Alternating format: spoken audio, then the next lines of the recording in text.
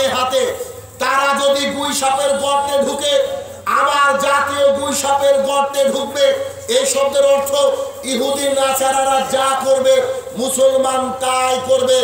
সবচেয়ে বড় উদাহরণ হচ্ছে, দেখবেন আপনার ছেলেটা বলছে, আব্বু 100 টাকা দাও, চুলগুলা বড় হয়েছে, চুলগুলাকে একটু কাটতে হবে। ছেলে চলে গিয়েছে চুল কাটতে 100 টাকা নিয়ে। ছেলে বাড়িতে ফিরেছে, বাবা ডাইনিং টেবিলে বসে আছে, ছেলের জন্য অপেক্ষা করছে খাওয়া দাওয়া করার জন্য। তো ছেলে চুল কেটে সুন্দর করে চলে এসে বাবার সামনে বসেছে। তো বাবা তার দিকে খেয়াল করে দেখছে চুলের এই সাইডটা পুরো টাকলা, মানে নাই, এই সাইডে পুরো চেঁচে ফেলেছে, আর মিডিল দিয়ে চুলকে রেখেছে। বলেন তো কোনো মুসলমানের বাচ্চা এভাবে চুল কাটতে পারে? ইহুদি নাসারারা কেটেছে। বলছে, বাপ এই কাটিং তুই পেলি কোথায়? বলছে, এটা হানি সিং।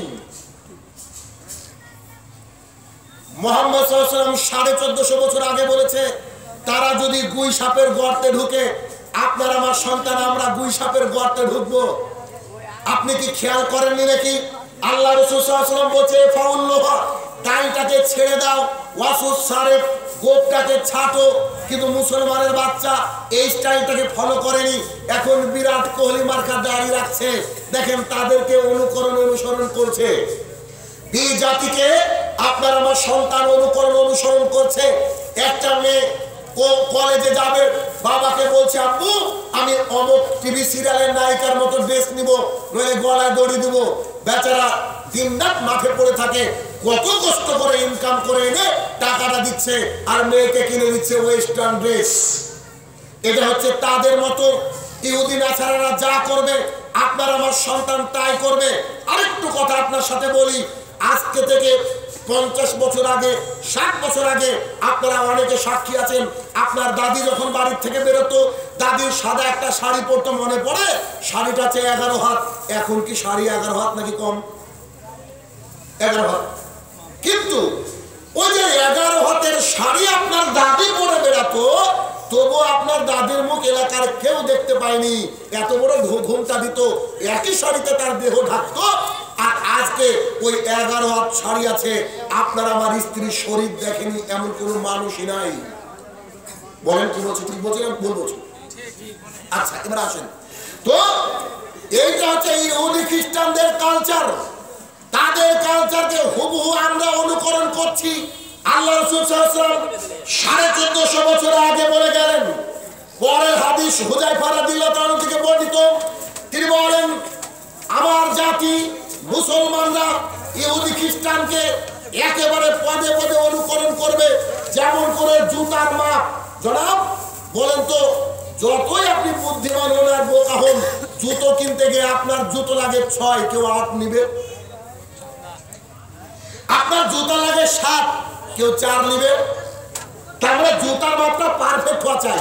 জামা একটু ঢিলা হলেও চলে, লুঙ্গিটা একটু বড় ফোল্ড হলেও চলে, কিন্তু জুতার মাপটা কি একেবারে হুবহু নিতে হবে। রাসূলুল্লাহ সাল্লাল্লাহু আলাইহি ওয়াসাল্লাম বলছেন যে আমার জাতি ইহুদিদেরকে খ্রিস্টানদেরকে অনুসরণ করবে কেমন করে? জুতার মাপের মতো। মানে তারা যা করবে হুবহু আপনার ছেলে তাই করবে।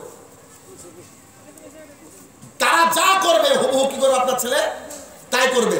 এখন একটা দৃশ্য দেখা যায়, গ্রাম বাংলাও চলে এসেছে অনেকটা, দেখবেন মহিলারা জিন্সের প্যান্ট পরে টাকনার উপরে।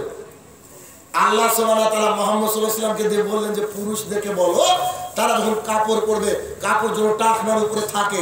যদি না থাকে তা আমি আল্লাহ তাআলা কিয়ামতের মাঠে তার দিকে তাকাবো না, তাকে মুক্ত করবো না, ওইটুকু জাহান্নামে যাবে।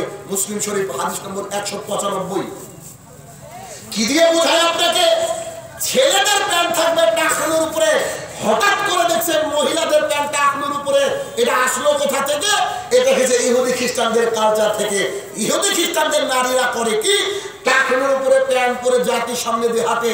আজকে আমাদের এই কুমিরপুরের মানুষ, তিমিরপুরের মানুষ, বাসুদেবপুরের মানুষ, মালদার মানুষও অনেক মহিলার বাইরে পড়তে যায়, টাকনার উপরে প্যান্ট পরে বাড়িতে রিটার্ন আসে।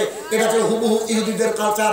তারাও যেমন করে আপনার চুল কেটে ছোট করে, তারাও যেমন করে আপনার ওই ছেলেদের মতো টি শার্ট পরে গায়ে গেঞ্জি গায়ে দেয়। আপনার আমার সন্তান, আপনার আমার মেয়েরা তাই করছে। মোহাম্মদ সাল্লাল্লাহু আলাইহি ওয়াসাল্লাম 1450 বছর আগে এই কথাই বলছেন যে খাপে খাপ করবে। তারা যদি গু খায়, আল্লাহ রসুল ভাষাটা দেখেন, তারা যদি পায়খানা খায় নরম অথবা শুকনো, ওরা যদি শুকনো খায় আপনার ছেলে শুকনো খাবে, ওরা যদি নরম খায় আপনার ছেলে নরম খাবে। পায়খানার উদাহরণ আল্লাহ রসুল সাল্লাল্লাহু আলাইহি ওয়াসাল্লাম দিচ্ছে।